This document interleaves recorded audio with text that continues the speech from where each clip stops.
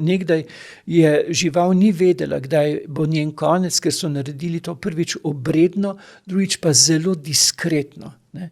Kaj pa zdaj, ne? Za Slovence je bila dovolj ena nora krava, če je bila, ne, ker se je pojavila tam nekje, ker je blizu in poizvedujem, po moji presoji ni bila, ne, ampak je bila dovolj ena nora krava, da zdaj zgranijo strašljivi teror. Ne. Ste pogledali, da je kravici v oči? Ne? To je taka duša noter. To je tudi problem cerkve, ne? Živali nimajo duše, prosim vas lepo. A je lahko Bog, ki je duh, ustvaril karkoli brez dimenzije lastne biti, brez razsežnosti duha? Mi smo dolžni drug drugega spoštljivati. Najprej vzameš dušo živali, potem pa delaš brezdušno s človekom. Ja, vse kaj pa delajo zdaj z nami?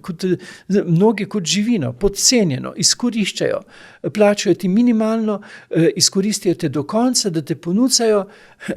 Ja, najprej smo to dopustili na živalih. Ko smo to legalizirali pri živalih, kakor da nimajo duše, sedaj so v odnosu do nas, kako da smo brezdušna bitja in zato toliko ljudje pregorevajo, padajo v duševne stiske, ker je odnos do njih brezdušen.